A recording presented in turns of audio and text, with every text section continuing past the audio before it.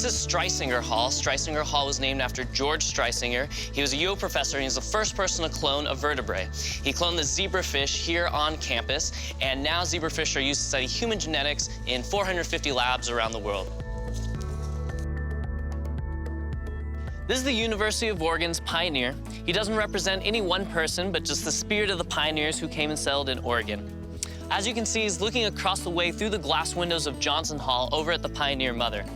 Back in the 70s, solid oak doors had been installed into the Johnson Hall, and the students had a 3-day sit-in because the Pioneer could no longer see the Pioneer Mother. They reinstalled the glass windows, and now the Pioneer is reunited with the Pioneer Mother. We like to say we are a community of curious collaborators. There's a real creative spirit. We're not afraid to ask questions, do things differently, push the boundaries.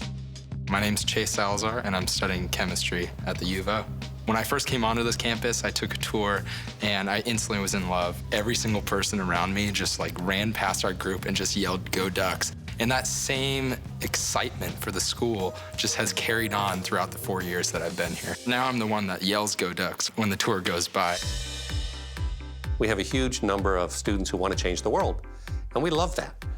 My sophomore year, I got together with a buddy and we said, let's do something. We found this nonprofit called Global Medical Brigades.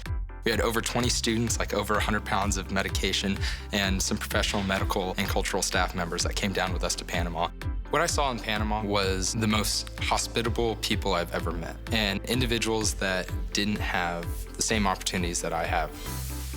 I can't actually put myself in their shoes, but I have a better understanding of what their life is like. That was one of the experiences where at the end of the trip, we realized oh my gosh, this school and the ability for us to come together and talk and collaborate with other students brought us to this point where we're sitting in Panama where we never expected to be here. Things like that is what the university has provided me, both through the administration and the students that I've met here. This is one of those places where undergraduates get to work in research labs. Chase is a good example. Wisconsin, they talked a little bit of projects. Professor Tyler has been my mentor ever since my sophomore year. What I look for in students is enthusiasm. That's what impressed me about Chase. He was, of course, very smart, but he also had the enthusiasm that I like to see in an undergraduate researcher. Our lab works with organometallics. What my project works on is a specific set of ligands called phosphine ligands. Working with undergrads is important because we're teaching them something. That's what we do, we teach people.